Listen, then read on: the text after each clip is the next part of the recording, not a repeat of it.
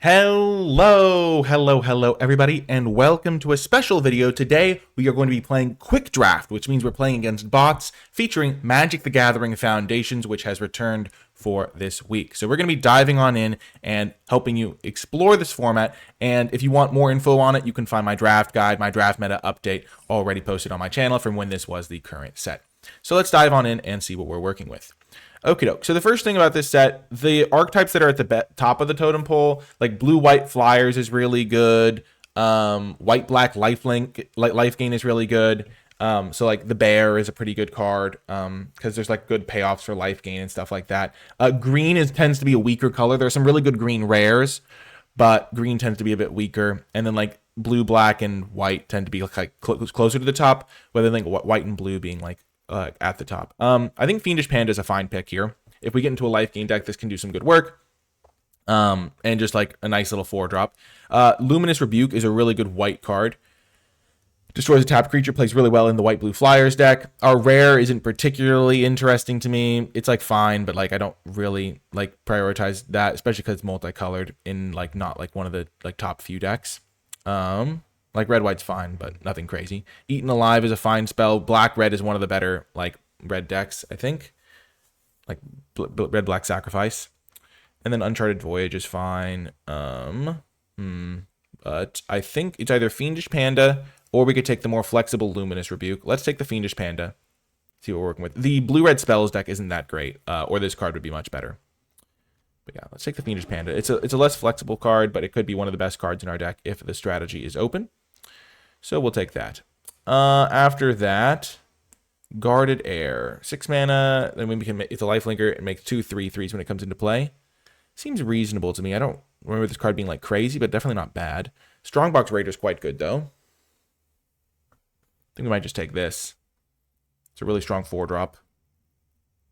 Gets you card advantage, plays well in like the red-black deck. There's a Hungry Ghoul, which we could maybe try to wheel. I don't know if it'll wheel though. Rexage is not the greatest in this format. There weren't a ton of artifacts and enchantments, I don't think. Though I could be remembering wrong. There have been Rexages in a few formats where some of them I like it, some of them I don't. But I don't think it's the craziest card. Good Fortune Unicorn. I don't like playing these random green cards a lot of the time unless the deck is wide open. But I think we'll take Strongbox Raider over Guarded Air. I'm not 100% sure. I really don't remember this card doing anything too special. And I do think this is a really strong red card.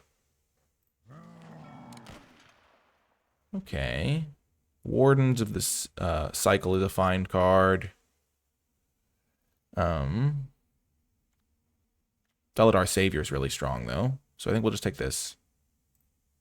Maybe I was supposed to take the white card, but Strongbox is good. And now there is Heroic Reinforcements, which is a really strong uncommon for red-white. So maybe the Strongbox Raider pick is going to work out.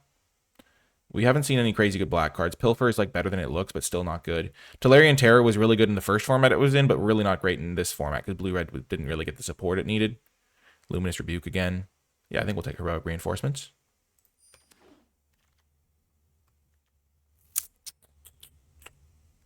Stromkirk Blood Thief is fine. Rite of the Dragon Caller was not particularly great, I don't think. It's just you play this on turn 6 and then you die. We are seeing some like red-black cards, Eaten Alive, Stromkirk Blood Thief. Kind of a growing threat, was pretty scary. Prideful Parent wasn't as good as I thought it would be. I remember that. Kind of a whiff. And then Windscarred Crag. It's like a fine card, but we don't even know if we're playing red-white yet. The red cards here aren't anything special. The black cards I think are better. Eaten Alive is pretty good. I think we'll take Eaten Alive. Over Vampire Soul Caller, there's also a pretty good card. But yeah, we'll take the Eaten Alive. Maybe play red-black. Stromkirk is also fine. Burglar Rat. Arcane Epiphany is quite good, as is Light Shell Duo. It's kind of interesting when you're drafting with bots to know like what they like. This card ended up being pretty good, actually. I liked this one. Burglar Rat might be better, though, here. Lock in a 2-drop. My curve kind of needs one right now. But yeah, this card is definitely better than it looks. 4 mana, 4/4 flyers, no joke, and not that hard to get it to be that. The blue cards there were also pretty good. Light Shell Duo. Diregraph Ghoul, I think, will be our pick. Black is a color that we're pretty confident we're playing. Duo is pretty good, though. That's the second best card in the pack. I'd probably take that over Pilfer. We don't really care about the green cards. Again, I try to avoid the green cards unless I have like a good green rare, because there are so many good green high rarity cards that feels like you can get trapped into green almost. Yeah, these cards aren't crazy. Macabre Waltz isn't crazy either. We'll just take the Vampire Soul Caller, get ourselves a top end card for our potentially aggro deck. We're playing like red-black aggro. We Wheeling Crypt Feaster, not my favorite card. Make Your Move isn't crazy. Jungle Hollow, kind of cutesy with like a Fiendish Panda. You gain life. But black is looking the most open. Black, red. I don't love this card. I don't hate it though. I think our Fiendish Panda could be in Heroic Reinforcements, looking less likely. It's either black, red, or black, white, I think. So I don't think we're playing black, green, so I don't think we really want this. Let's take the Whelp. Whelp isn't great, though. I don't think we want black, green cards ever, though. Marauding Blight Priest. Sure, we'll take it. Sometimes you might want to play a copy in your life gain deck. Sanguine Siphoner. I think that card was better than I thought it would be. Sure. So black-white seems like a pretty decent spot. But black-red could also be on the menu. Solemn Simulacrum's a pretty good card. Just any deck wants this one. Bake into a Pie is also good. Like the best black common. So I think we might just take the best black common here. Over Solemn. Solemn's good, though. It's better if you're trying to splash, which we probably aren't. So we have a couple black-white cards. The red-white card can probably get cut. Campus Guide is not something we care about. We have a couple red cards, but we didn't really see a ton of red. I think we're just going to play black-white. So maybe we would have been rewarded for taking the 6-drop white card. But yeah, let's take Bake into a Pie here. Gives us some life gain, gives us a kill spell. Now I think we'll take Luminous Rebuke. There is also a Mischievous Mystic. This card's fantastic. This is one of the best cards in the set. We could try to splash it, I guess. It's not as good in our deck because we don't really have the card draw to support it. What's this one again? Oh yeah, this one's not great. So it's between that and taking Luminous Rebuke. So I guess we only have like 2 white cards. So we could just take this, try to move into blue-black. Though switching into blue-black is a little tricky here, especially because some of our support pieces also care about life gain stuff. This card's the best in the pack, though. It's like one of the best uncommons. I'm going to take it. I'm going to gamble. I'm a gambling man. Okay, now we get another Bake into a Pie. Really good card. There is a Johnny's Pridemate. But we're just going to keep taking the really strong black cards. A Johnny's Pridemate's good. I don't really feel like I'm going to miss out on the Luminous Rebuke. It's like a good card. One of the better white commons, but nothing we'll miss too heavily. Infestation Sage is a good card for sacrifice decks. But we're going to get another Bake into a Pie. Arbiter of Woe is a really good card, too. So, like, sure, you just sacrifice a creature, but if you, like, can build around it, sack like a Burglar Rat, and then you can make them, like, discard a card, so you immediately get back to value, you draw a card, gain 2 life, really good top end. Wouldn't mind a Squad Rallier. This card's not my favorite, a bit slow. These 2 black cards being in the pack is a good sign.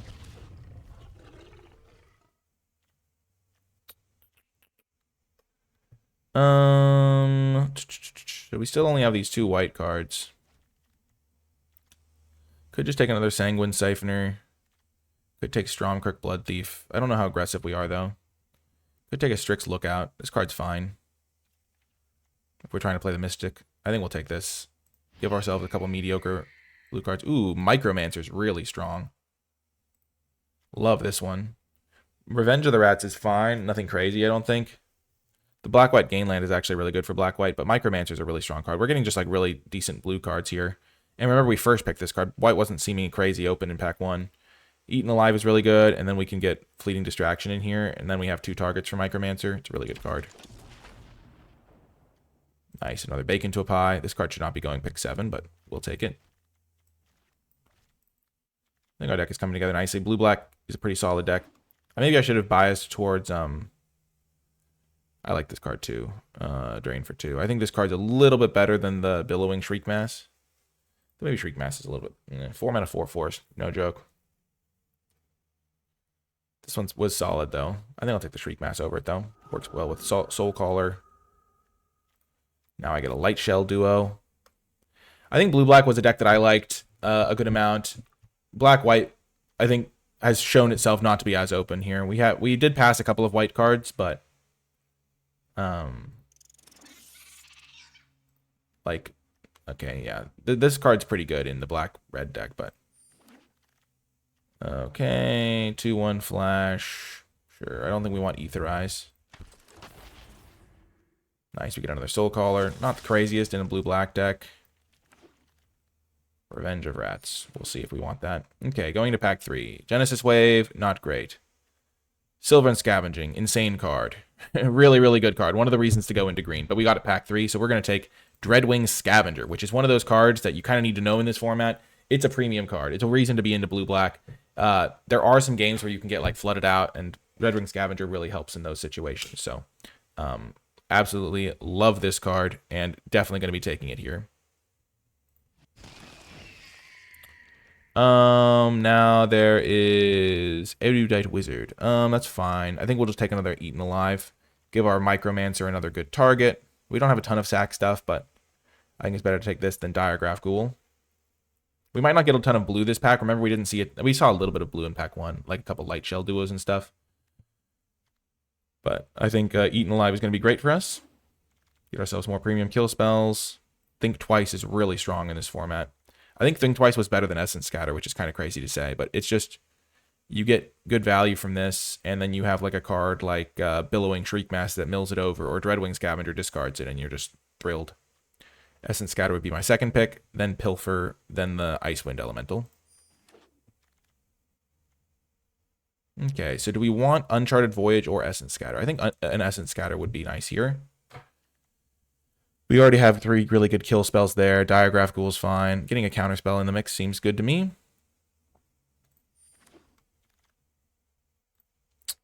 Love the Big Fin Bouncer. This card's fantastic. This card was also one you shouldn't sleep on. Dazzling Angel was really good in this set. Gutless Plunderer, not quite as good. But yeah, Big Fin Bouncer's great. 4 mana, 3/2, bounce something.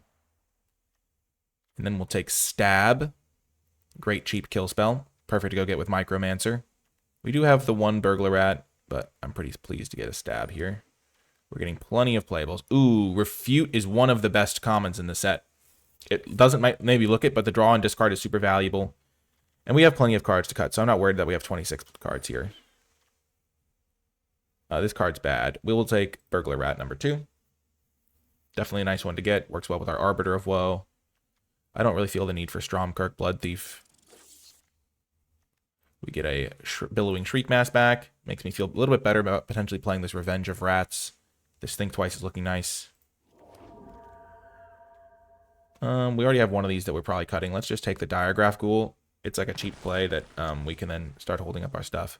And then we get a top-end Icewind Elemental. In this format, this card was actually okay. I think Pilfer is also a fine option. But we have like a bunch of kill spells, so I'm not going to take the Pilfer in. I think we want a little bit more top-end. Sack another creature to get a counter on this guy. What are we sacrificing? I guess if we go Revenge of Rats, we could have a lot of creatures, honestly, for Revenge of Rats. Maybe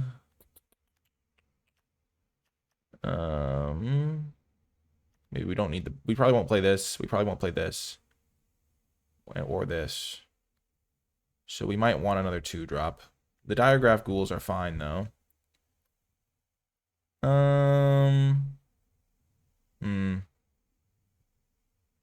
I could see this guy being fine. Let's take the Hungry Ghoul. And then we'll take a Death Toucher, I think.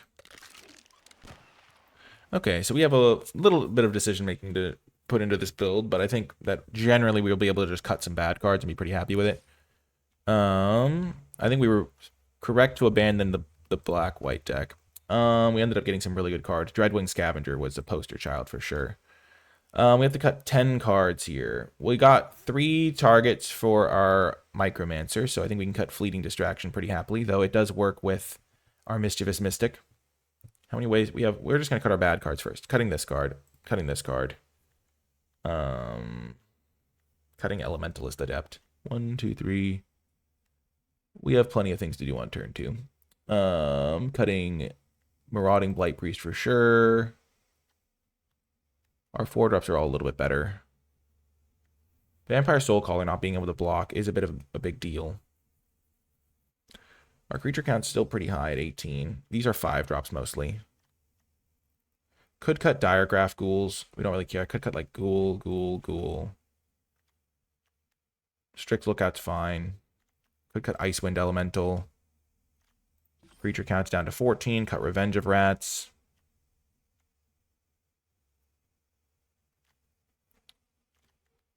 Fleeting Distraction's fine, just not great in my deck.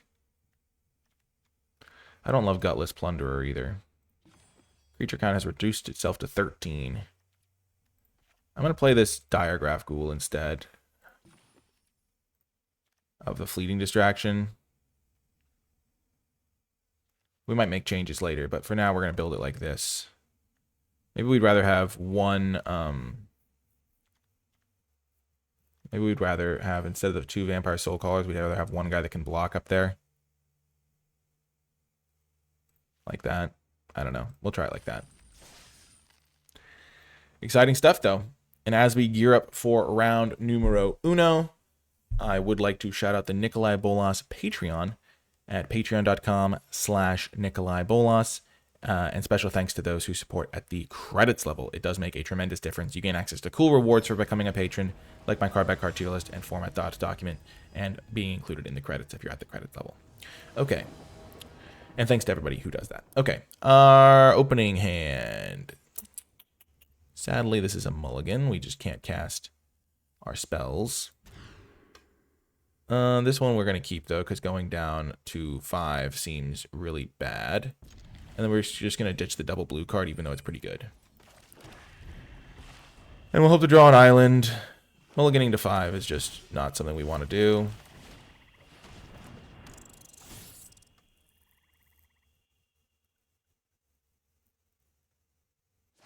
So they're playing a black-red deck. That card's pretty good.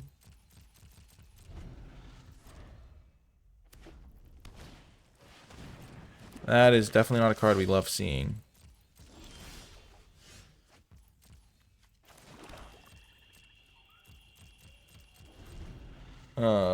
Our burglar rat's not going to have a good time trading with it.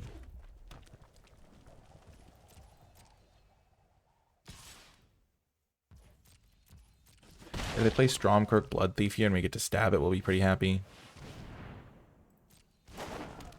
Yeah, we're going to kill this thing.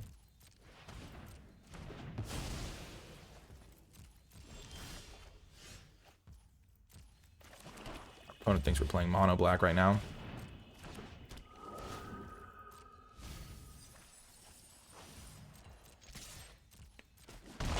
Okay, so if we do draw an island, we can play our Light Shell duo.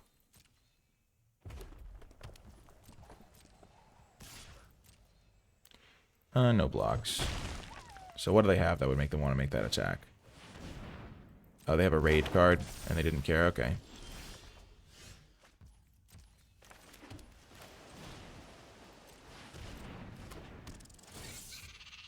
Okay, resolve. Honestly, both of these are pretty good.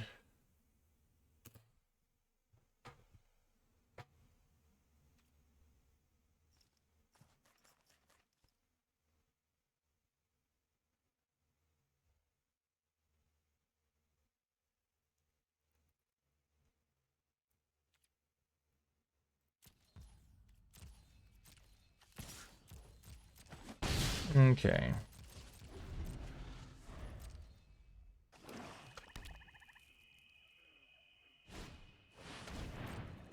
Sure.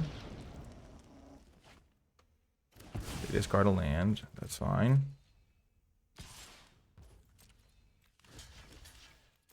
We'll make this trade.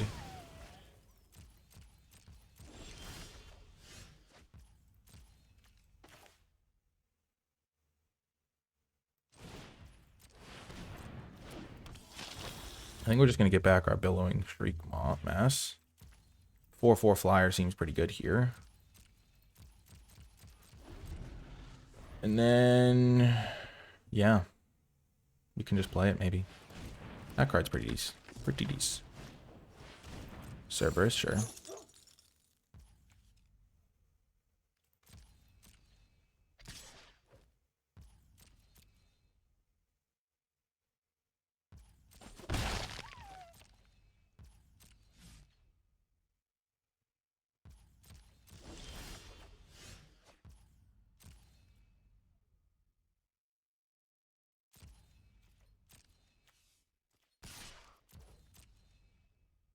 That's a fine trade for me.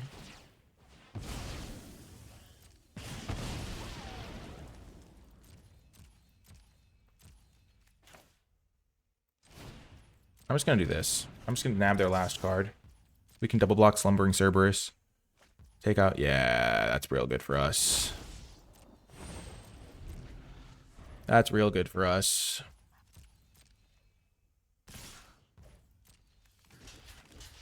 Easy double block. This is how our deck's trying to win. We have 2 good spells in hand. They have nothing. Okay, great. We don't have anything we want to loot away yet, so we'll just play this for now.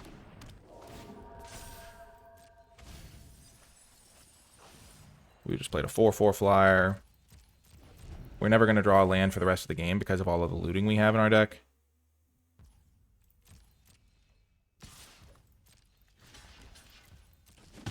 We'll play this. We'll let them get their morbid triggers if they have any. Yeah, or their raid cards.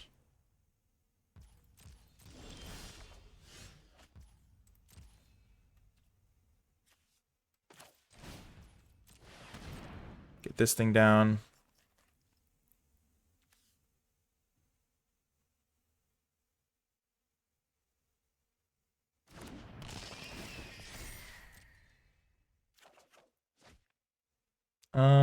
We will discard the Icewind Elemental, I think. I think getting this down is more important right now. We could have also got rid of the Diagraph Ghoul.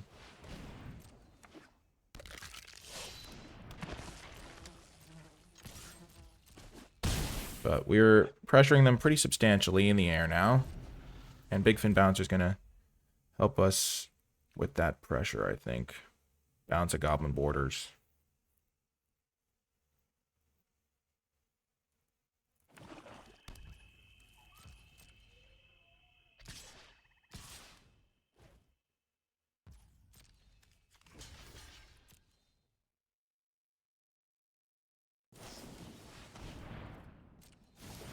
Okay.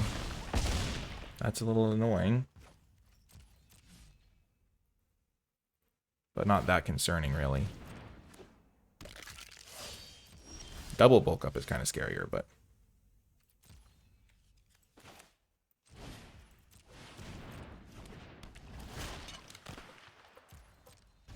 I should have waited to do this. Because I'm going to loot here. What if I draw something way better? Yeah. Okay, so they're pretty much dead here, I think.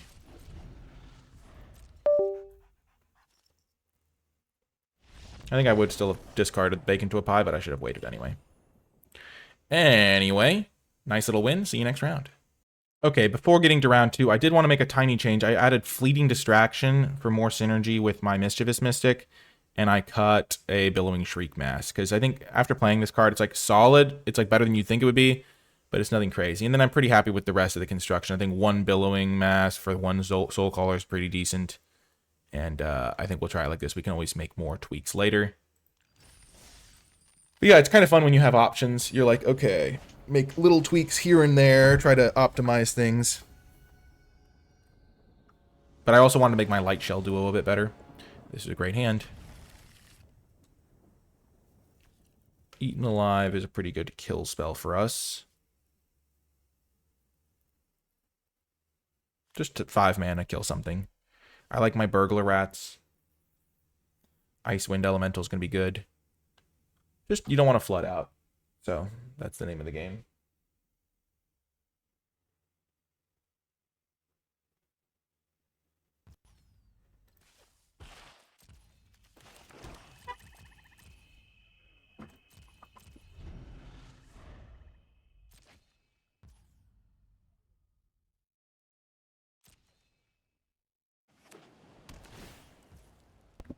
Okay, they're playing blue-white. Probably the best deck in the format, so let's be careful.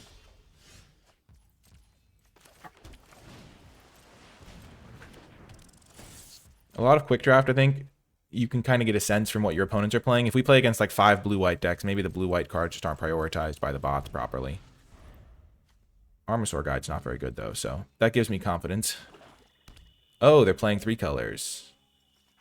Okay, then.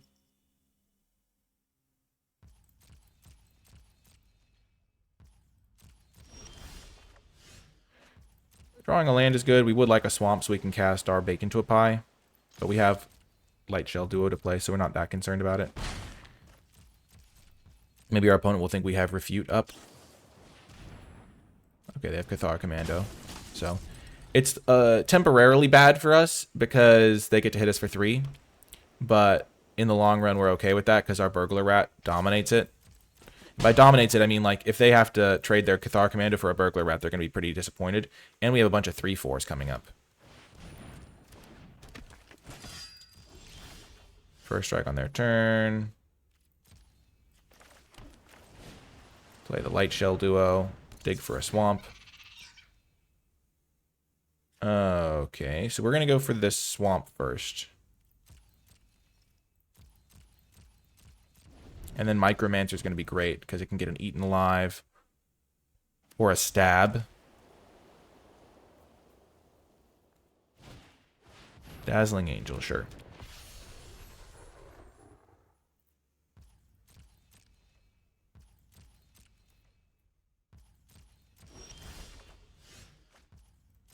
We definitely don't want to mill right now. I think they're playing black-white. Based on, like, swamp, and they could just be playing this for the life gain part.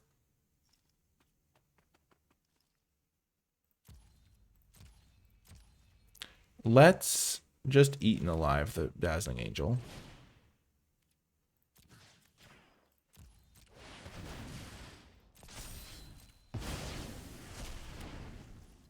I was thinking I'd want to, like, use this to get instant speed so I could help against the Inspiring Paladin. But I'm not actually that concerned about that aspect of things. Another Dazzling Angel, that's fine.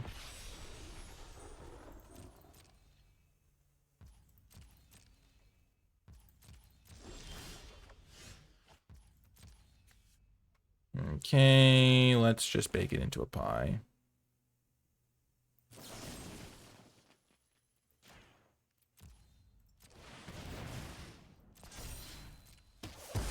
We're just going to eventually overpower them here. That's our goal. Just kill their problematic cards, let their ground guys kind of just chill out in anguish to some degree. This thing can go get... We have 2 targets for it. We're going to go get Eaten Alive with it. So we have another kill spell. Okay. Sure.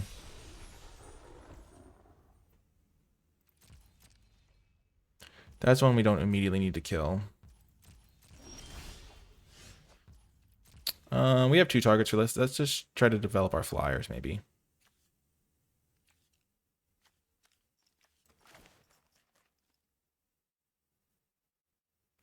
I really don't want to mill my Eaten Alive, though. So let's go get it. Let's go just go grab it. And this is a 2/3 anyway. It can't attack past this at the moment. I think getting Eaten Alive makes more sense. Even than Stab. Yeah, let's just get our unconditional kill spell.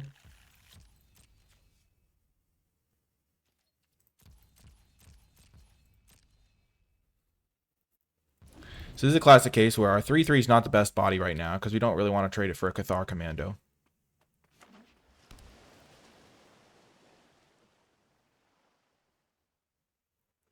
Okay, so they have blue cards in their deck, just straight up.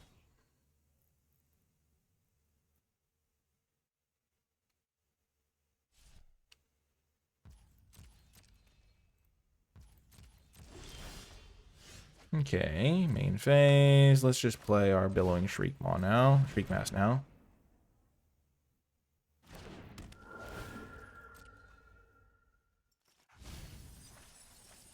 Pretty decent mills. This thing's getting closer to being a 4/4. I'm glad we only have the 1, though. I would much rather draw my cantrip in this spot.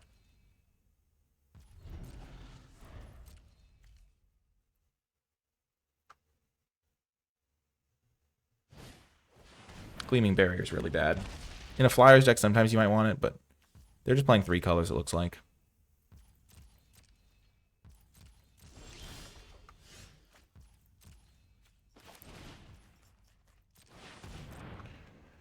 Just gonna get our Icewind Elemental down, discard this Swamp.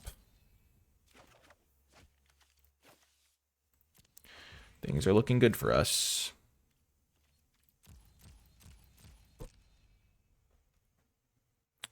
Our Mystic's not going to be doing crazy stuff yet. We have 2 kill spells in hand. Like, if we draw Think Twice, this is pretty crazy. This is another reason I wanted to make this card a little better, so I added the card draw thing. Just look how our deck's winning, though. Like, we have 3 kill spells in hand. We're just like, we have complete control over like what's relevant, what's irrelevant. We have some good looting, so we aren't going to flood out as easily.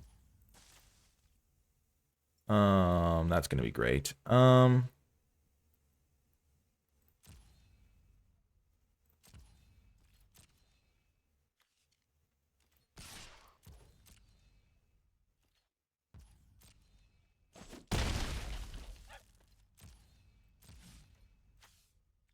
We could get Strix Lookout back. And then start synergizing this thing up. I think that's what we'll do.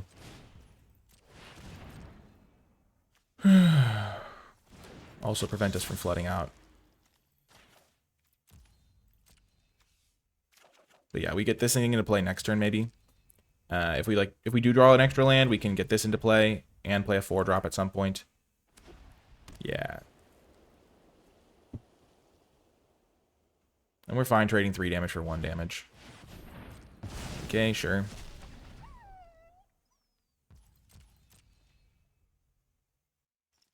And I could get more forceful with my attacks. I've been just trying to win the aerial war. But I could do something like attack with this thing, let them make the 3-1 trade for 3-3. 3-4 can attack past this guy. But there's really no reason to rush these things. I'm like dominating in the air. I have all the kill spells. So I don't want to like use all my kill spells on stuff that ends up being irrelevant.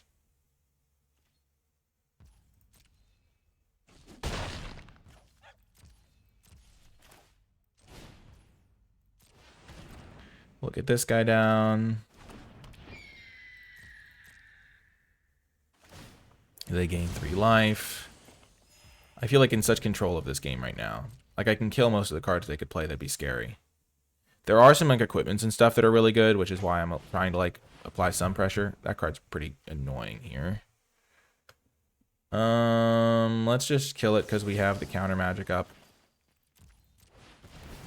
I just worry about that card doing some stuff. I'm going to be kind of constrained on my mana if I just go for this a bunch of times.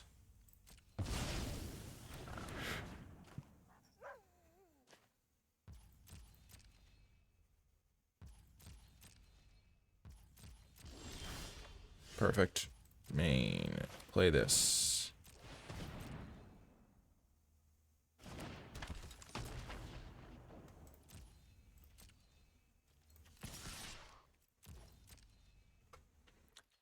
Might as well attack with our Vigilance guy.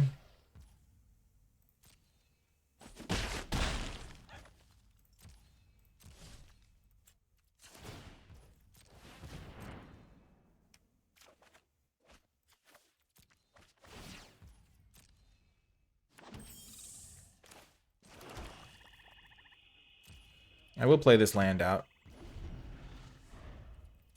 Mostly because now I can play a 4-drop and use this every turn.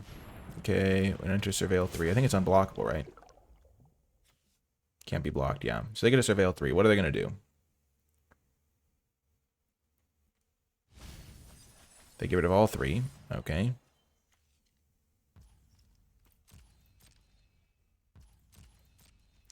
We don't have any life gain triggers in the deck, so we're just going to do this. Gain the 3 life. Go back up to 20.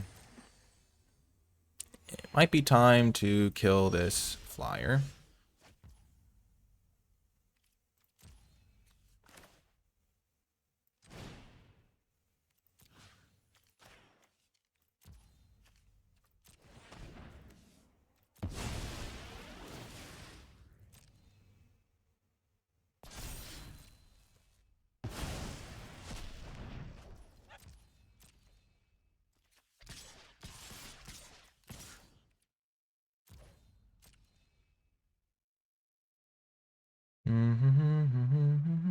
If they triple block our Light Shell duo, we can kill all their guys. They don't know we have Bacon to a Pie.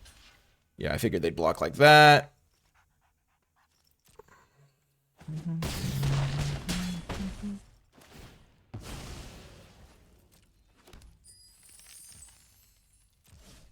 So we can use this instead of Think Twice.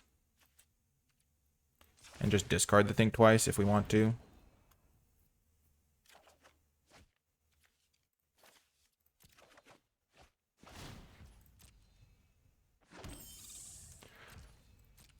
Okay.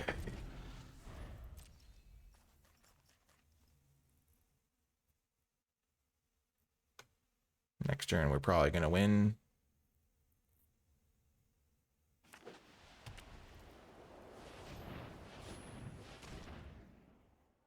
This format does have Day of Judgment.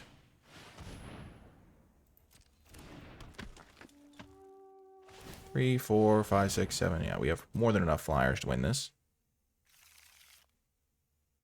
Bob's your uncle. Got the win. Got the old victory. Nicely done, deck.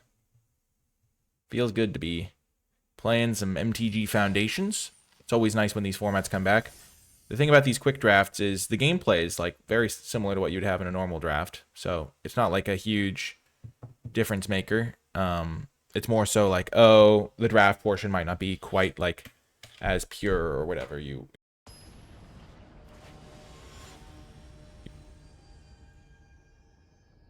But yeah, I think looking pretty good, honestly. Our deck is performing well. This is going to be a keep on the play. On the draw, I think I'd have to mulligan this, but this is a pretty slow format.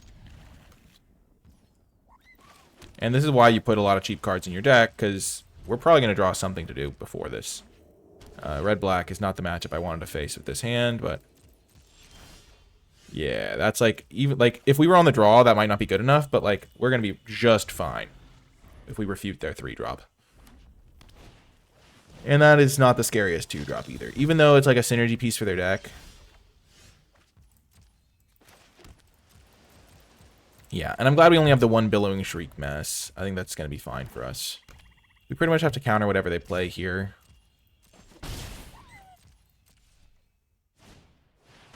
Yeah, especially that guy. That's a growing threat. And we get to loot. So if we draw another land, we get rid of it. Yep, perfect. I think we'll get rid of the extra island, because that's like our only double blue spell, and we have quite a few double black spells. Let's play land, play Light Shell Duo.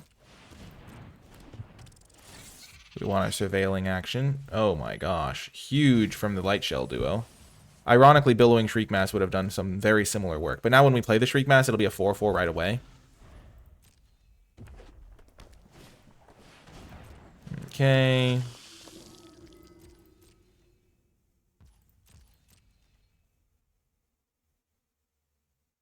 We still haven't hit a creature, but that's fine. This thing can... we've gotten rid of plenty of lands here. We drew and discarded a land. Yeah. The name of the game with your blue-black decks is make sure you don't flood out. My gosh, playing the Shriek Mass would have been crazy good. Do I want to attack them? I don't think so. Because they have a lot of drain, and so losing random life points is not going to be good. Oh my gosh. Another land. 2 lands. Like, sure, I would like this guy, but he's not even that good here because I don't have anything to sacrifice to it right now. But like 1, 2, 3, 4, 5, 6, 7, 8, 9, 10, 11, 12. It's pretty wild. Oh gosh, they're going to be really pinging me when their stuff dies. Oh my gosh. I need to find a stab pronto. Oh, and I can get that big creature back. That's huge. Main.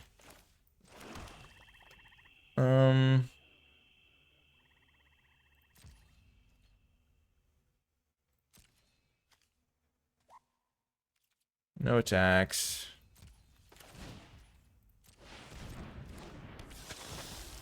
We'll get back our big guy. I considered waiting so that I could hold up my Essence Scatter. Oh, also this thing gets smaller. I did not think about that. That is a potential downside of that line.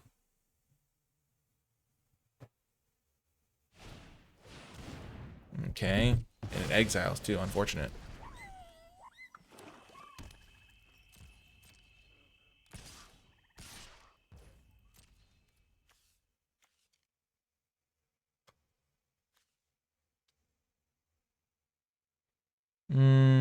Do I want to take 6 here or do I want to make the trade? Probably no trade.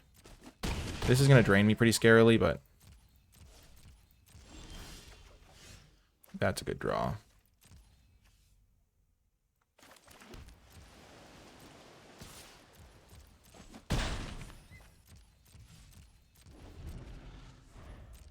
And I remember I have 3 bacon to a pies.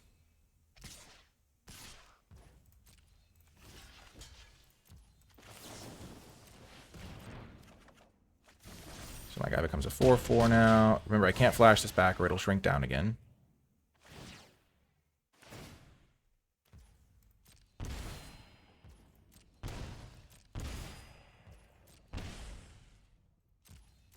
That's pretty wild. That's a huge draw, though.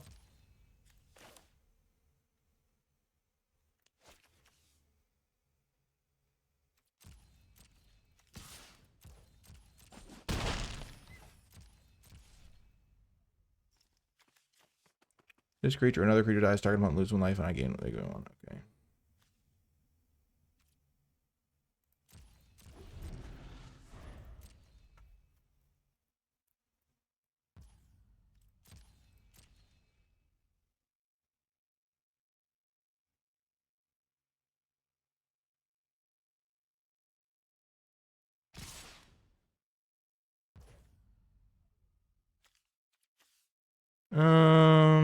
That's actually really good for me.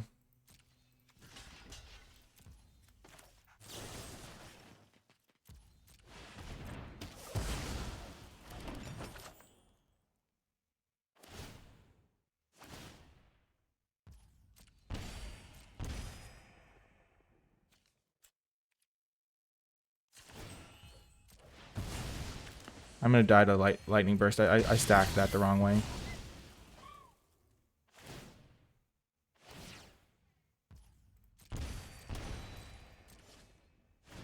Burst lightning, I mean. Okay, that's fine.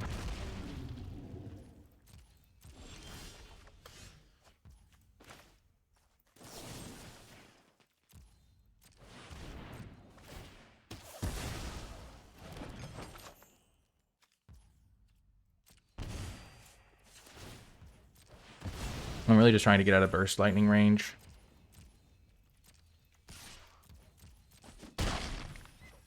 And I don't want to trade 1 damage for 4 damage here even, which is kind of crazy to say, but that's how it is. Okay, Shivan Dragon's coming back.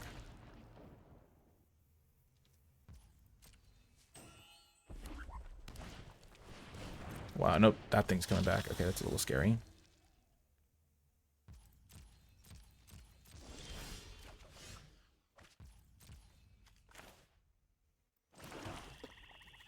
Oh, so I'm going to gain 2 life. They're going to discard a card. And they have to sack a creature? Or they just discard a card? Shucks.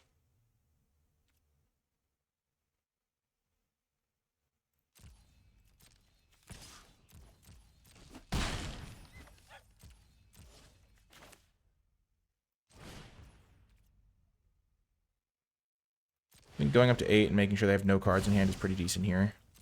And I can Micromancer, exile a Vengeful Blood Witch.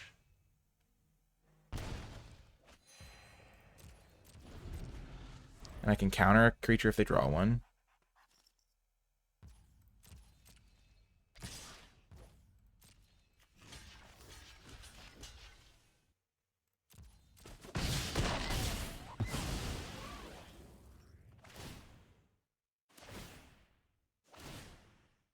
Hopefully they didn't draw Burst Lightning. It's a card I'm really hoping not to see. Gosh darn it. I don't think I was going to beat that card, unfortunately. Oh, man. I needed to go Micromancer, exile a Vengeful Blood Witch, I guess, instead of playing this guy. That's super unfortunate. I guess If I do this, exile one of these things, they have Exsanguinate. I can never counter this. So they hit me down. They used this for 1 damage, I guess. But I gained 2, so I was at 6. This is 1, 2, 3, 4, 5. Yeah, I don't know if I was ever going to beat this card. But, like, the fact that they drew it was really unlucky for me, to be honest. If I go Micromancer, exile the Shivan Dragon, then I'd get drained for 1 less.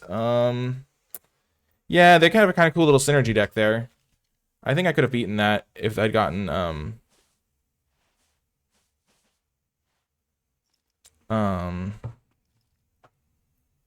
yeah, that was unfortunate. Could I have done anything about that? If I play Micromancer and I go get -1, -0, maybe I don't think I could have pressured them more because I think I needed my blockers. But, like, I could have maybe attacked them for an extra 8 or something. This thing was never relevant. If I play this, get my 1 mana thing to exile, use that to exile one of these guys. Then all of a sudden, every time they drain, it's draining me for only 1 instead of 2. They could have drained me for an extra 2 from the Exsanguinate, though. That's an unfortunate loss. I feel like I kind of had it in a good spot. Where, like, I was going to be able to exile one of them the next turn. And, I gained 6 extra life that game. My Baked Into Pies were kind of doing their thing. Exsanguinate's a really bad card. I don't recommend playing it, even though it won my opponent that game when, like, no other card would have. I don't think it's a good card in general. They maybe had a deck where it was okay, because that was, like, their whole plan, but I think generally it's not a very good card. Man, that was unfortunate. I don't know if we could have won that game just because the Exsanguinate was going to be good no matter when they had it. But Micromancer exiling one of their guys would have saved me some life points for sure. Blue-green, not a great deck in this format. There are some cards that are okay for it, but it's overall just like green is just kind of weak.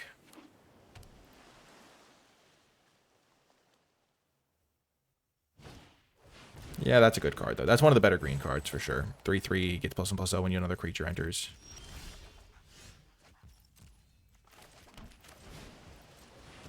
We're just going to start looting. Get rid of this. Oh, no. I clicked too fast. Oops. Yep. That's going to cost me. That's one of those things where if I'm playing so fast that I get annoyed enough to click through things like that, then I shouldn't be playing is kind of how I think about it. And I just try to end the turns and... not a good play. I mean, obviously I would rather have a 2/2 in play than not right now. Okay. Draw and discard.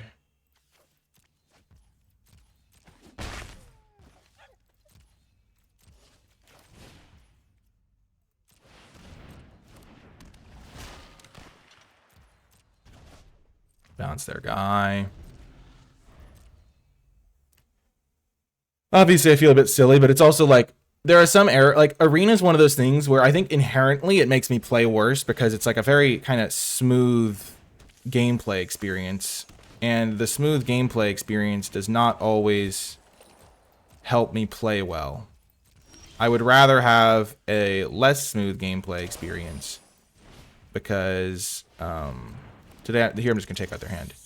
Because like if I'm playing in person, I play my cards, do my thing, and I have like plenty of time to think and stuff. On Arena, you kind of are incentivized to play really smooth and without like kind of an autopilot a lot of the time. Here we're gonna nab their last 2 cards. And then next turn we can Micromancer. Ooh, that's a good one to get rid of. Remember, they have a reach creature. Yes, nice. That's fine. Sure. Luckily, we're going to win easily anyway. Main, play land, play Micromancer holding up black. Resolve, go get eaten alive. This is the synergy we were hoping for. Sacrifice a creature, get rid of their spider. This is why we played the Burglar Rats last turn too, so we'd have something to sacrifice. Next, attack, loot away this land. Like, Dreadwing Scavenger's a messed up card. And then we're going to be able to start holding up this Essence Scatter. Unfortunately, we couldn't hold it up this turn, but next turn maybe.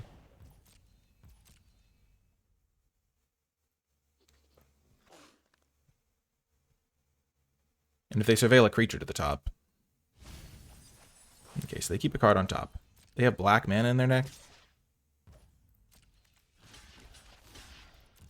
Easy double block. They trample over a bit, but that's a trade we're happy to make. Yep, we'll attack first, see what we find. Discard, think twice. That's pretty good for us. It's like casting it for free almost.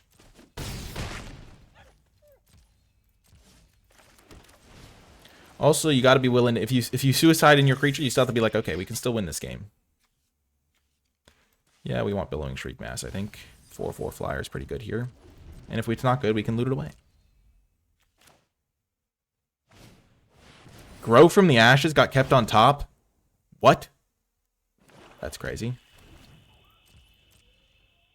That's insane. Okay, definitely going to attack with everything first here. If we draw a removal spell, we can kill their guy and win. Okay, they get to block.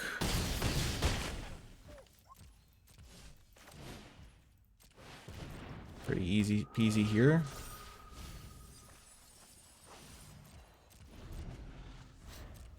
Yep.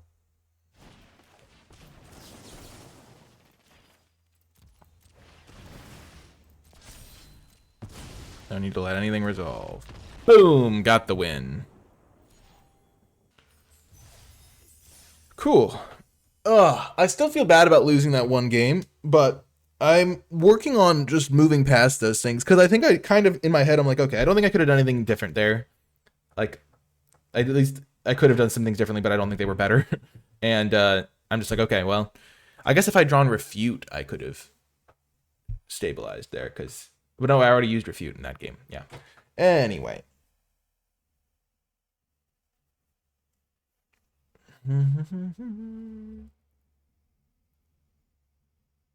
There was also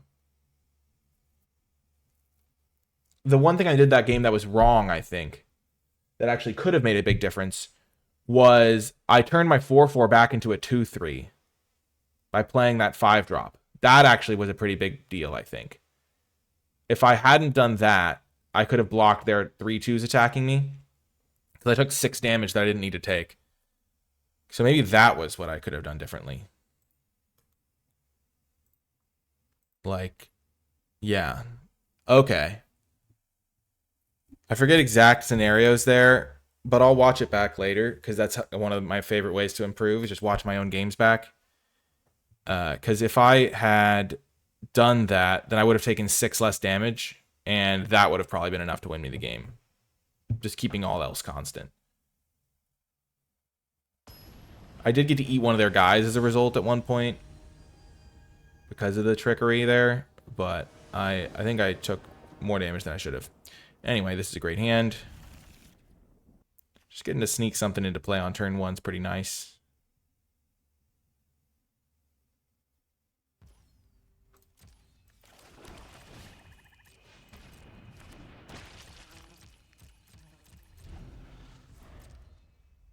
Have to be careful with passing my turn. They're playing a white deck, so I should have the advantage in the late game.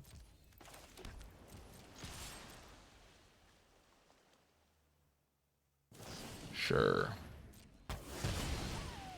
That is a fine exchange for me. I'm not playing around Joust. Joust is going to get me eventually. playing green-white. That's not a deck I really care about. Green-white's pretty weak. Honestly, okay. We will counter whatever they play.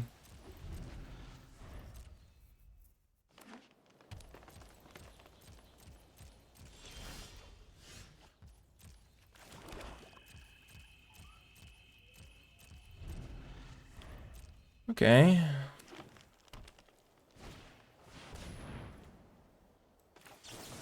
That card's hard to kill, so it's good to counter it.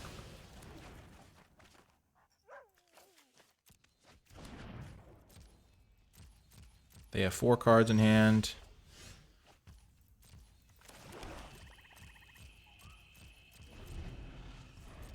Green-white also, I think, has some stuff that makes tokens, so this Big Fin Bouncer could be even better against them. I think the longer this game goes, the better I'm feeling, especially if I keep drawing like this.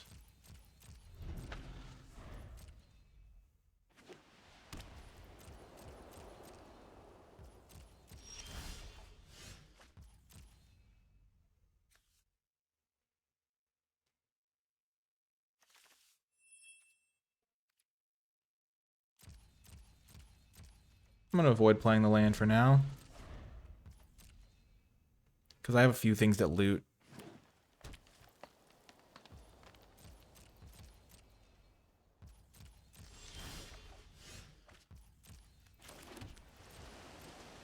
I could play the Big Fin Bouncer. I feel like they have a kill spell in their hand. Okay, yeah, so I don't care about that. I'll Big Fin Bouncer the token, and Big Fin Bouncer gets a lot of value then. Or at least a decent amount.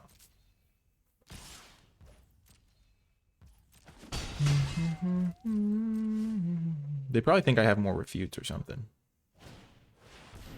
Dwinin. Yep, we'll let that resolve.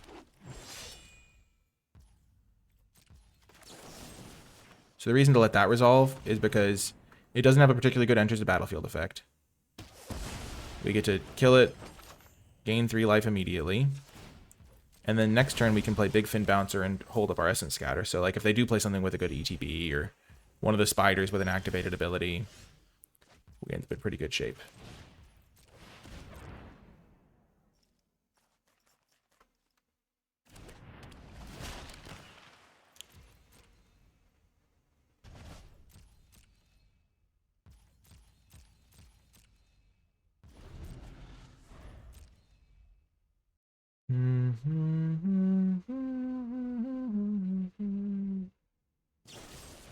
Sure. I'll draw a creature before they kill me with this Resolute Reinforcements, rest assured. If I draw a Burglar Rat, I'm just in heaven.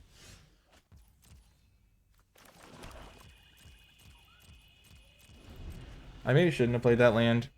I'm thinking that I want to have 7 lands in play so that I can play Eaten Alive and hold up Essence Scatter, but I could have just waited until I wanted to play Eaten Alive to do that.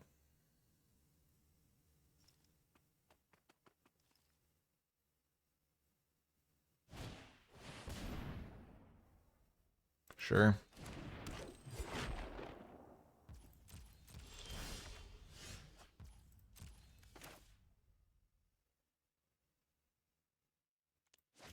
See, now I'm in a conundrum.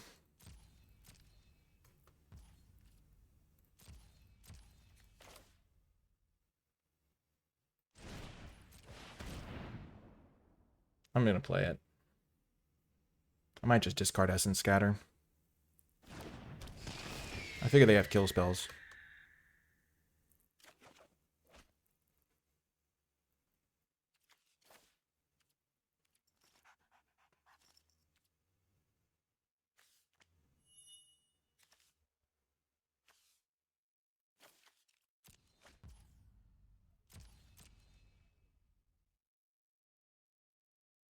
Yeah, I should have kept that land in hand. Ugh.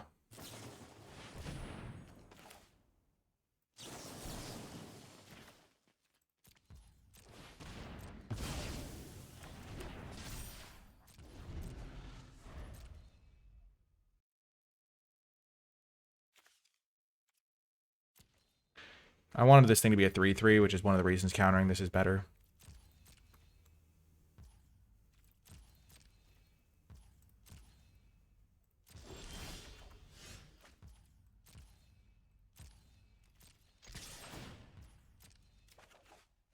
Okay, get rid of extra land.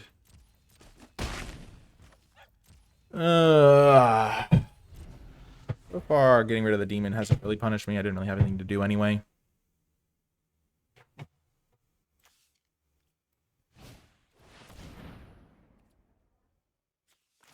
Do we still have refute? No, we already used refute. Sure.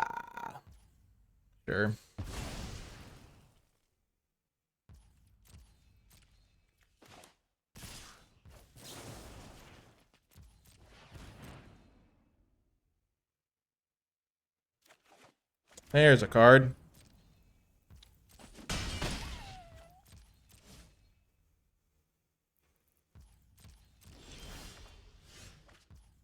Still wish I had my demon. I assume they're holding lands.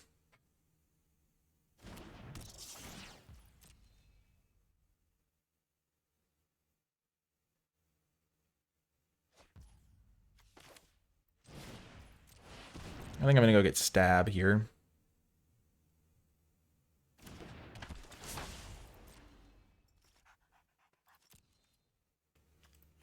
Keep my top decks a little cleaner. Because I'd rather top deck Eaten Alive later.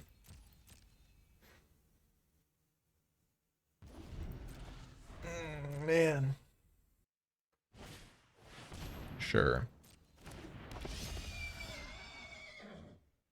Playing that into the stab they know I have is kind of wild.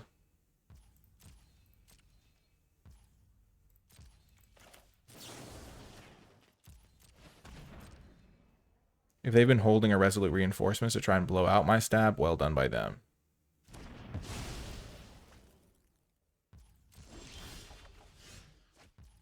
Yeah, we'll just do this first.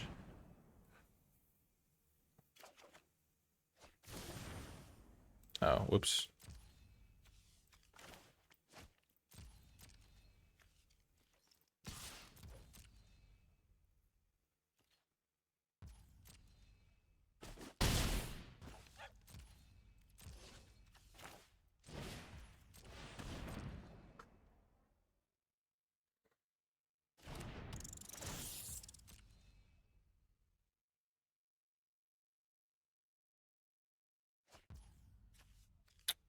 Sure. We'll play the land to hold up bacon to a pie. Yeah, not having our Arbiter of Woe is making this game harder than it needs to be. Okay, that's a little annoying. Sure.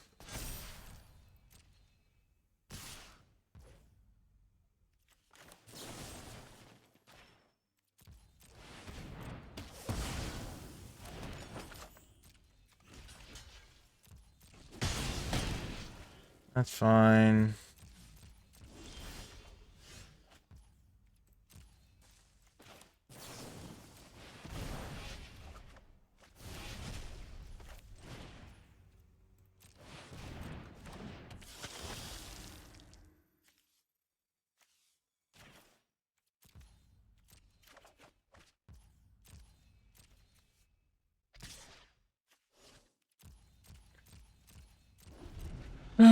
I forget if there's a card that like doubles the number of counters on a creature.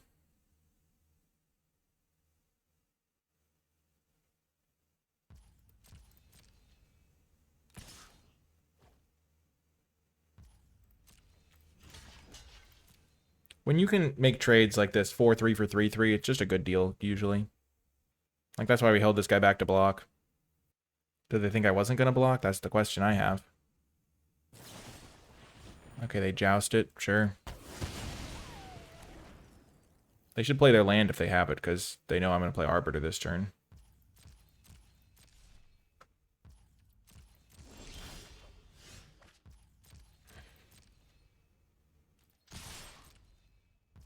Definitely attack with both.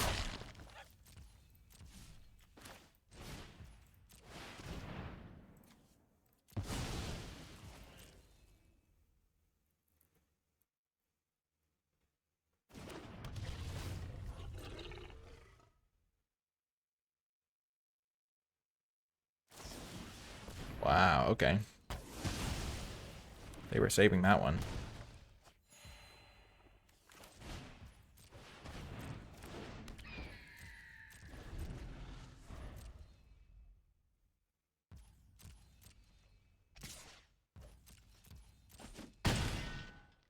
I just can't imagine losing this game. I'm just sitting on 2 removal spells and infinite looting, so I never draw another land, and I have 3 life gain right here. Attack first.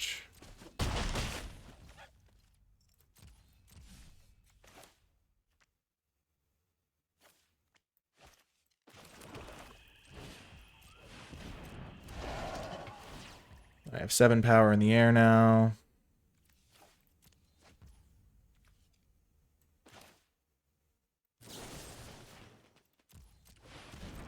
I could just play this guy. I have a kill spell backup, though.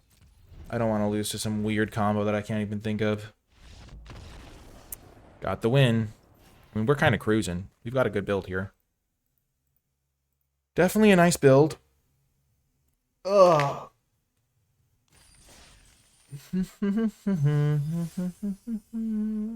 Keep it rolling. Okie doke. Great hand here. We'll keep this. We'll probably cycle this just to fill our graveyard for Dreadwing, Scavenger, etc. Draw more lands to get up to this guy. Look for Burglar Rats.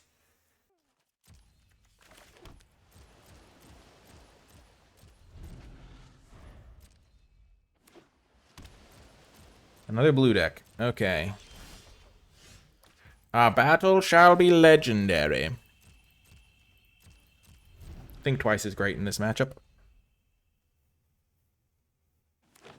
Blue-green again. No, opponents. Don't play blue-green.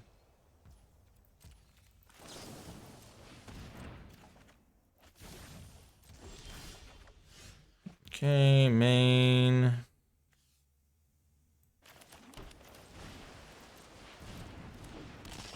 We will flip through our deck a little, get rid of an extra island. This card's real good.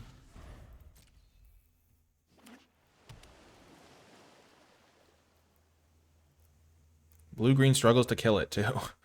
It's like, oh my gosh, what are you going to do about this guy? He's going to loot me like 6 times this game. They could have Refute, I guess. Okay, that's a great draw. Let's attack first.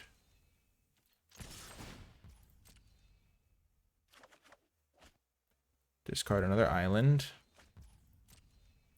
Like, the name of the game in this format is literally, how do I not flood when I'm playing a deck? Because that's how you win a lot of games. If they want to counter this with Refute, go for it. And then we're going to pass the turn and use Think Twice. Okay, are they going to target the Think Twice or going to target the other card? They target the Think Twice. It would have been interesting because targeting the other card is probably... I mean, it makes it harder for this thing to stack up.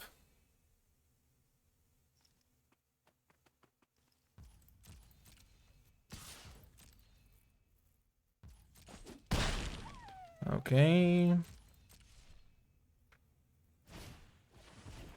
Wit Pro. This only returns creatures opponents control. Brutal. They're missing land drops, though. Okay, not brutal anymore. Yeah, play land. We will bounce their Ambush Wolf.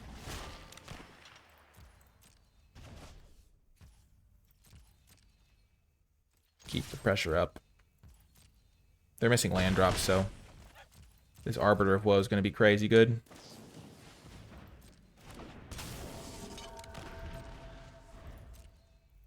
Spectral Sailor is a great card, don't get me wrong. Great card.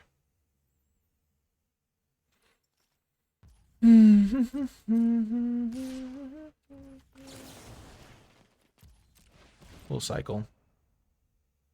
Save ourselves a life point. Nice.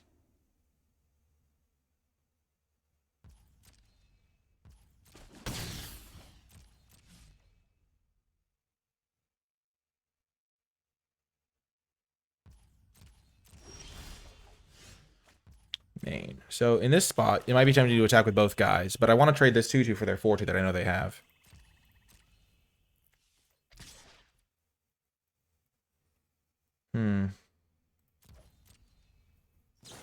Oh, they offered the trade. That's fine. That's also really good for me. Yeah, I was like, I guess they were like, okay, well, I could trade 3/2 for, because like, if they think they can outbeat me down, then this could be like pretty good for me. Where it's like, oh, they use their 4/2. Also, getting rid of their 4/2 is really valuable for me because then they can't like punch my 5/4 flyer. So this is like a nice thing. I get rid of my 1/1 that was kind of irrelevant, make them discard a card, which is all spells. I get to draw a card, and we drain them for 2. So we're winning the race. I mean, we were already winning the race. The reason I didn't attack with this is because I didn't want them to think they could win the race. Like, I attacked them for 5, they attacked me for 5. I'm still on plan, don't flood. I've gotten rid of a couple lands, but we still have way more than they do. Wit Pro again, yikes.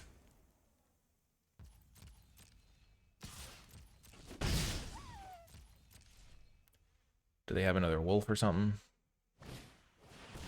Scourge. That's a great card.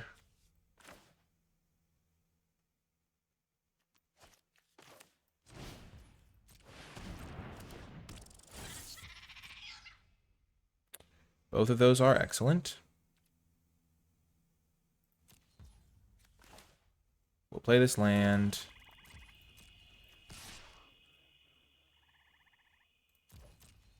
Keep the pressure up.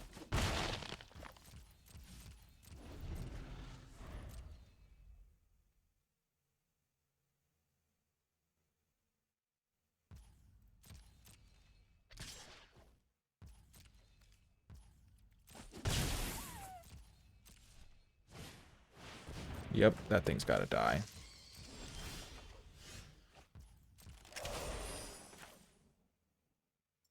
Spend 5 mana on this. We could also play it by sacking a creature. Then hit them for 3, 4, 5, 7.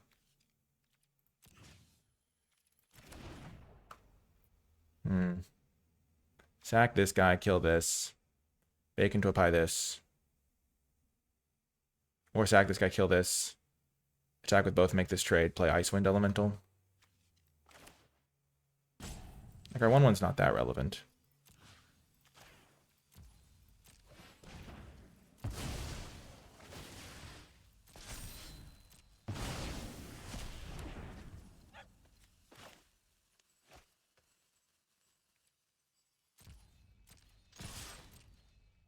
And now we'll have like 7 power for next turn.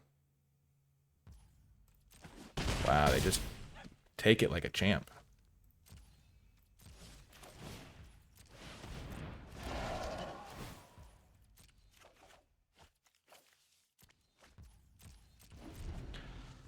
Okay, what you got?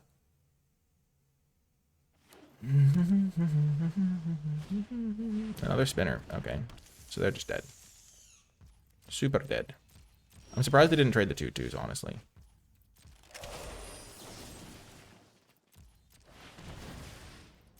There's no world where I don't do this and just attack with everything. They can trade here, chump. I have 2 lethal threats and a kill spell.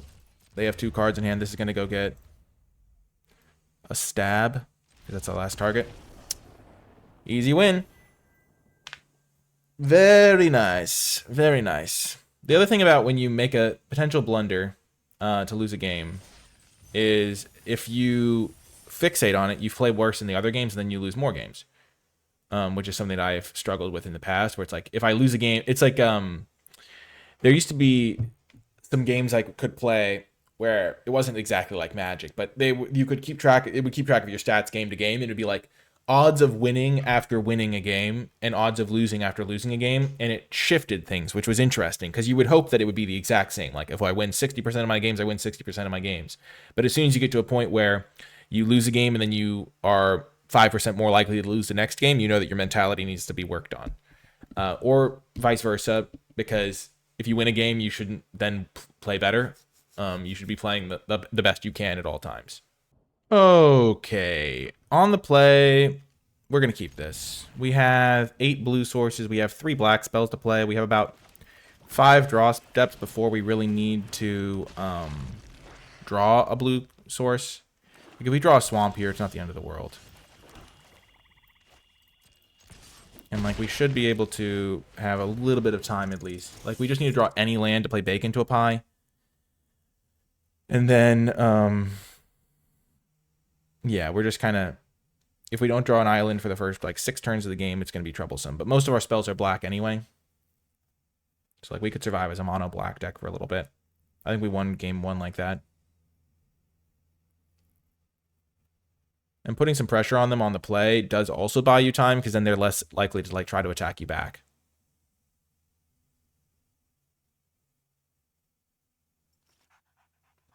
They have a tough decision for this burglar rat, it looks like. Okay, they're playing black-white.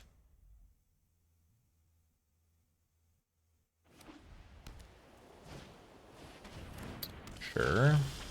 Yeah, like, even this scenario is not the worst. We'll double block this guy.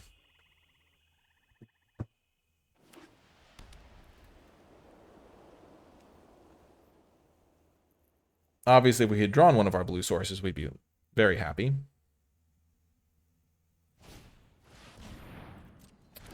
Yep.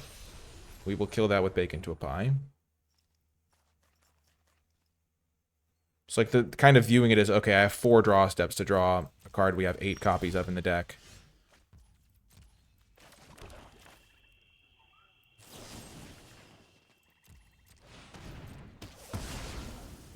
Or more black spells, like every burglar rat we draw also buys us time.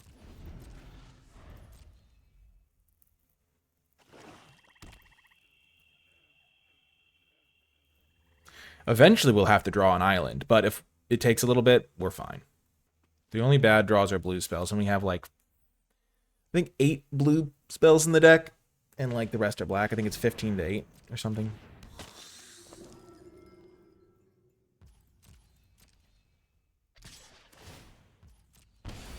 Okay, this is not a block attack I would make if they don't have a combat trick of sorts. If they have Joust, it's pretty good. Sure. So they kill my burglar rat for a divine resilience. So 1 burglar rat traded for 2 divine resiliences. Okay, we are now entering the dice zone. Island waiting room, as they say.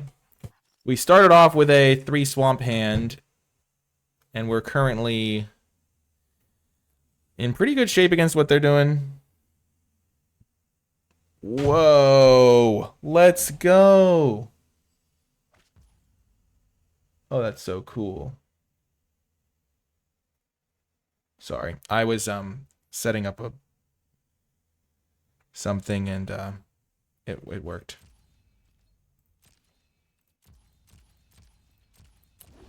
Okay. And as soon as we draw an island, we can go Dreadwing Scavenger, draw, discard, think twice. Oh, no. Okay. Now we're under some pressure.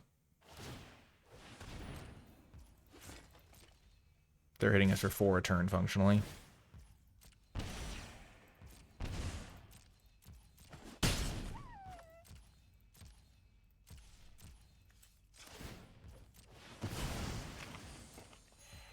Draw. Okay.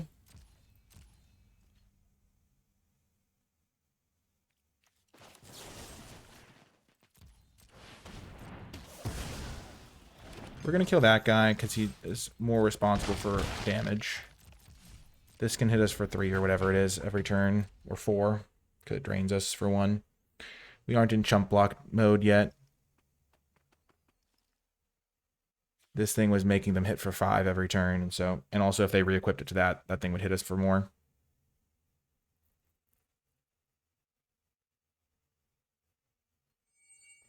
Bum, bum, bum, bum, bum, bum, bum, bum.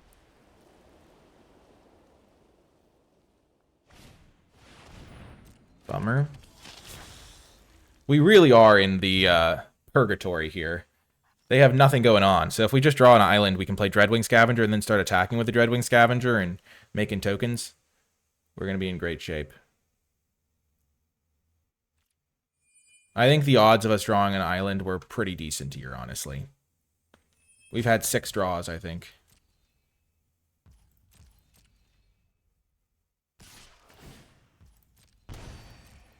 Come on, deck. Give me the island that I need. Brutality.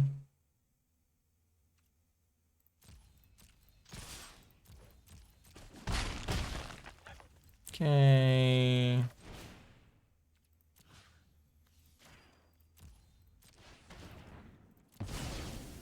We are really getting to the nitty-gritty now. I mean, as you can see, we're like battling, and we could totally win this game if we draw an island, which is like, we're halfway through. We're getting to the point where we're almost halfway through our deck. So, like, the hope is that we'll draw one. Midnight Snack. How did that get in the graveyard? Oh, we made them discard it.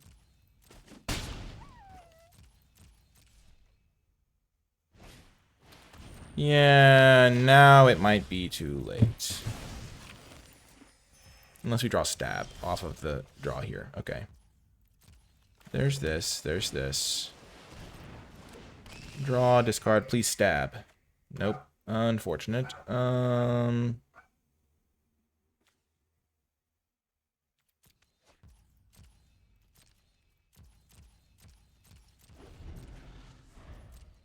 We're not going to be able to hold this up. We're just going to be casting on blue spells mostly. I need them to whiff here really badly. They've drawn 5 lands. If they draw a land here, I think we might have a shot. Unfortunately, that's maybe the best card they could have possibly drawn in their entire deck. That might just be game right there. Oh my gosh. Crazy. Like, that might actually be the best card. They go double attack, 2 drains, that's 2/4. My gosh. What a nightmare.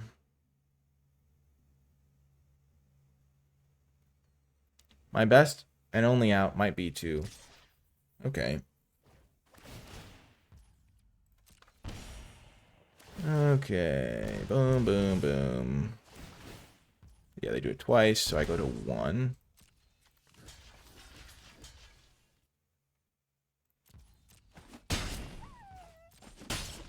So if I draw... Okay, so we lost this game, but, like, honestly, I don't think there was a... Yeah, I could have played this thing first, but yeah, that was just super unlucky, honestly. If we drew an island 2 turns sooner there, like, we make so much more progress. I don't think that keep was wrong. Like, we had to go 20... We had to go 8... We went 8 draws deep before we found one, which is just below probability. Because a quarter of our deck is islands, because we have 8 islands in the deck. So, like, if you just, like, we have 1, 2, 3, 4, 5, 6, 7, 8, 9, 10, 11 blue cards, I guess. Yeah, we have 11 blue cards. So maybe we have slightly more blue cards than I thought, because I think we added in the fleeting distraction. But yeah, we had 11 blue cards. We drew a couple of them. 8 islands. I can always check the mathematics on it later. But it's not actually that big of a... like, I can actually probably just do the math now while this loads up. Let's just see. I have 33 cards, 8 successes, sample size, let's just say 4 draw steps, and I need 1 success. The odds of getting one within 4 draw steps is 70%. The odds of getting one within 6 draw steps is 84%, so I'm pretty likely there. We'll keep this on the play. We need 1 land to get this Dreadwing Scavenger going.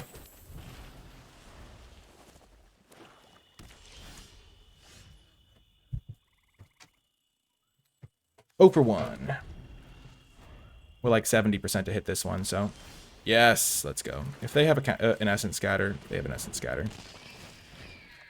Beautiful. We'll ditch the Eaten Alive. We don't have anything to sack to it. We have 2 more kill spells that are better. And we might need to use this to try and... Okay. That shuts me down, doesn't it? If I'd drawn a land, I could have killed it and been in great shape.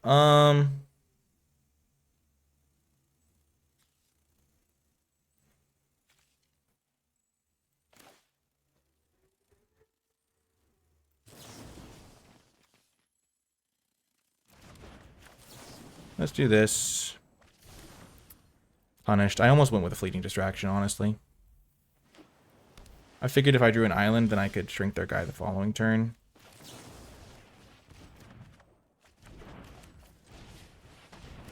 Okay, we're still in fine shape here. I don't mind being in the need to draw island waiting room. Or just card. Oh, gosh. Yeah, that thing has to die. Perfect time to draw our island there.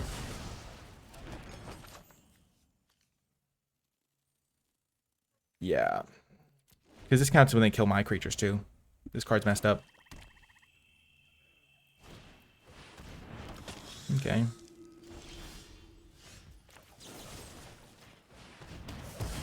Die, High Society Hunter. Get out of here.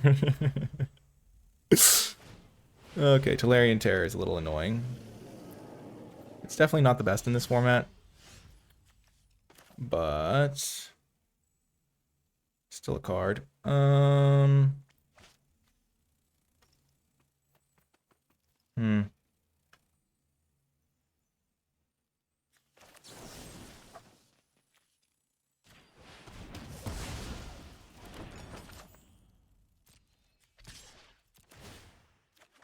Okay, we will ditch the Icewind Elemental because we have the Dreadwing Scavenger going.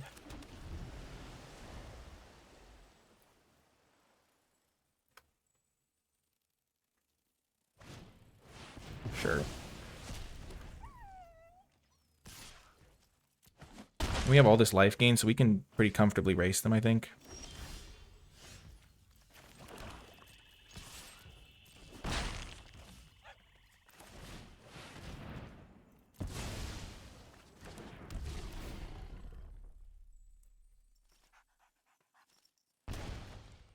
That could be good.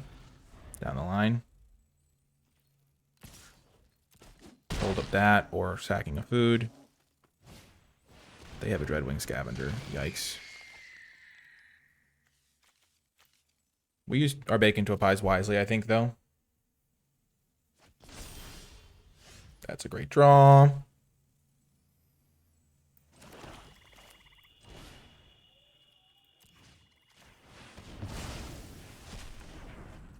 Tolarian Terror is not really the biggest deal. We have 9 extra life here, sitting here. If we can counter something big with this Essence Scatter, that'd be huge. That is something big. It's a 4/4 flyer. That card is not that big.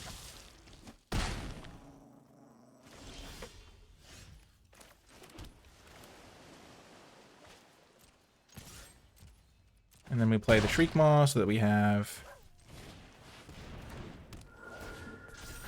2 lethal flyers. Then I think we're just going to gain 6 life versus playing this.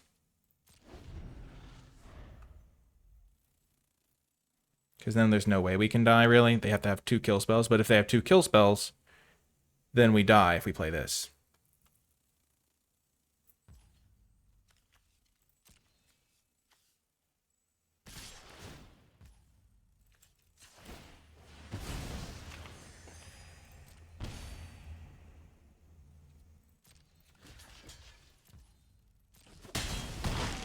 So we're at 4. Boom! Got the win. We're heading into the trophy match here, trying to get that sweet, sweet 7-2 run. I mean, our losses, the first loss, maybe we could have actually won. I'm going to have to watch it back to see what the difference would have been if we'd had 6 more life. But, like, losing to an Exsanguinate, like, when we've kind of stabilized everything, I'm not as worried about. But yeah, heading for the trophy here. Okay, final round. Good opening hand. We'll keep it. Playing against blue-black, the mirror match. Wouldn't have it any other way, would we? Okay, would have much preferred an island there, but that's okay. Essence Scatter's pretty decent on the draw. You counter a 3-drop, you're pretty happy. Soul Caller is much worse on the draw. Ooh, they're playing Sultai. That's not a good sign. Makes me immediately think of Muldrotha, which is in this format.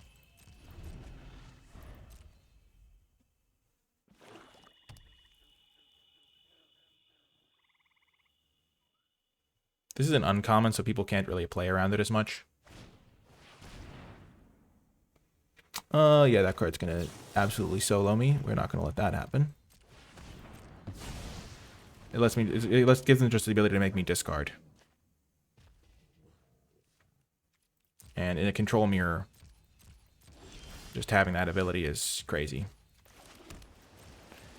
Refute showing its value here. Gonna help me discard an extra swamp here, or probably extra island.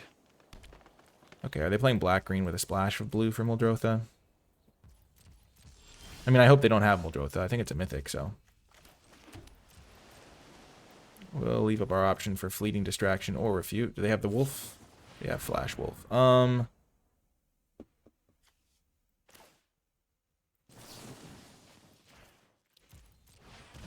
We will prevent Flash Wolf. Discard this island. We have Mystic into Fleeting Distraction to get our 1/1 immediately, which is nice.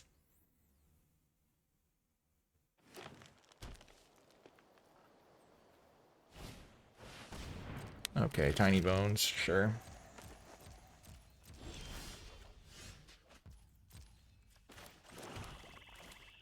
Okay, play this. Play this. We have plenty of kill spells for this too. Play this.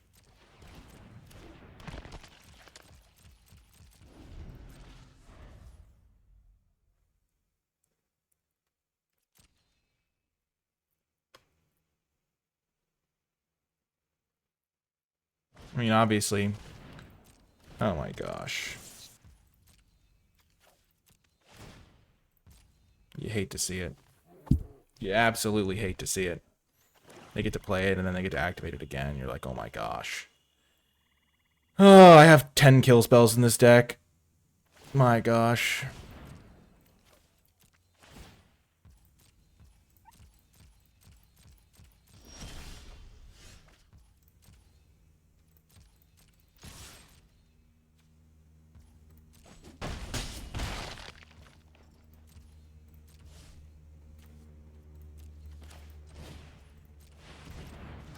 I'm really unhappy with how this game has gone. It's so unfortunate.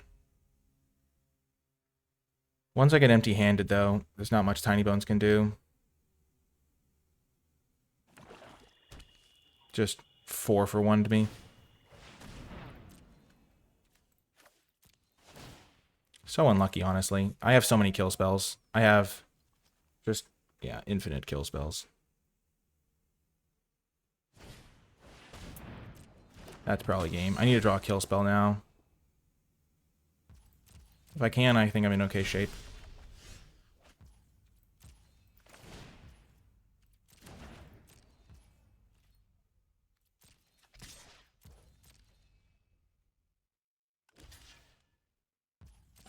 The problem is that Tiny Bones lets them, anytime I discard a card, they get to play it.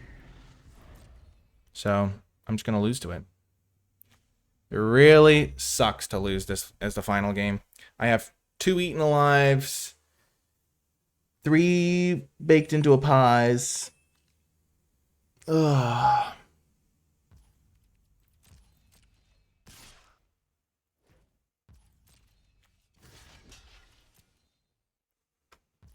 mind making this trade. They have a board sweeper or something. Sure.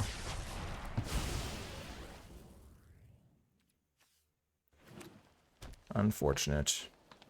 They just killed my whole board. Yep. If I draw bacon to a pie, I'm still in this, though. There we go. Get out of here, Tiny Bones. Maybe I was supposed to wait. Because the thing is now, they could flood out, and I can't really because of my Strix lookout. Maybe I should have made them activate the Tiny Bones. Ambush Wolf, sure. I'm actually feeling okay about my chances now. They have a lot of extra lands in play, but... never mind, I no longer like my chances. Gosh darn it.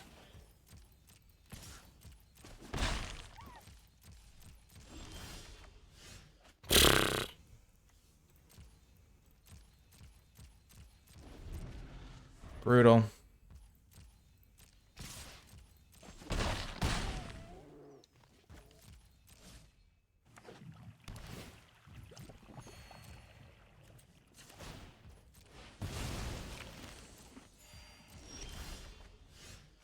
This is why you keep the burglar rat in hand.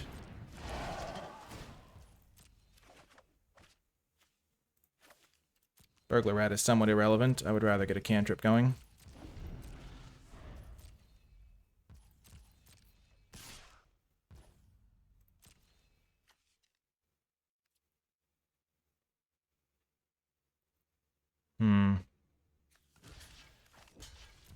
I'll make the trade. It buys me more time.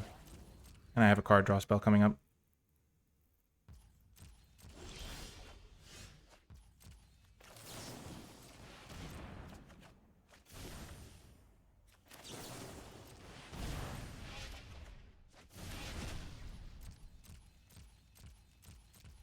Okay, we're in it.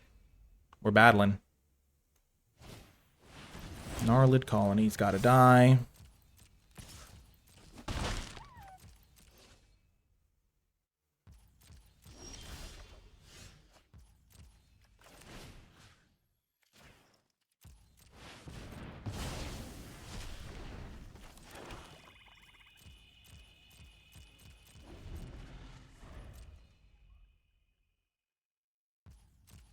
We've already given up all of our burglar rats, sadly.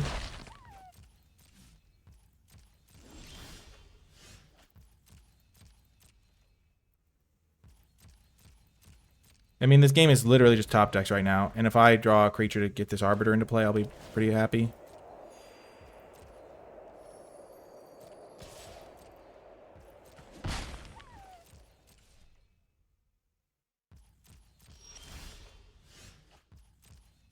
Always good to know your deck is going to let you down when you need it most. Like, my gosh.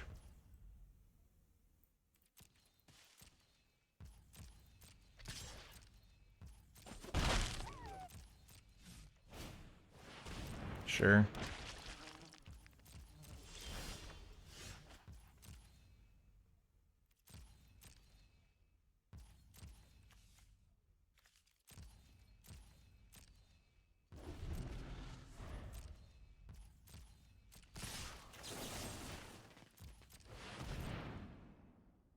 They have a Refute, Snakeskin Veil, Brutality. Maybe I should have killed it on their upkeep. Yeah, I definitely should have killed it on upkeep, because if they drew Snakeskin Veil that turn... I forgot this card was in this format, I'll be honest. It's an uncommon. I hate Snakeskin Veil. It's like my least favorite card in all of Magic. Oh, man. Oh, man. That's beautiful. Just beautiful. Oh, gosh. I hate losing. And I hate losing games like this. Where, like, all of my kill spells were, like, too far down to deal with the Tiny Bones. Or they, yeah, I didn't get to get value from my 3-2 guy because I couldn't afford to let Tiny Bones get the 3-2 guy. Okay. Boom, boom, boom, boom. Did we just draw 5 lands in a row at the end? We did draw this, but 4, 8, 9, 10, 11, 12. I guess we do have only 6 spells left in the deck, but my gosh. Micromancer would have been great. Just brutality. It's funny because if we had been able to loot away something other than the burglar rat, we could have played our guy and maybe won that game. Just really, the losses we had were so unfortunate. I mean, if we draw a Dreadwing Scavenger there, if we draw a Micromancer there, if we draw a Light Shell Duo, if we draw a Big Fin Bouncer, because I think it was our burglar rat that they had in play. Like, those would have all been great. Just couldn't get it done. Stab would have bought us a lot of time. Oh, man. Well, the deck was great, though. I hope you enjoyed it. If you made it to the end of the video, in the comment section down below, leave hashtag foundational to let me know you made it to the end, because going back to MTG Foundations, getting a sweet deck, it did suck the way we lost our games, but we ended up winning 6 of them, so can't complain too much. I hope you enjoyed it, and I'll talk to you next time.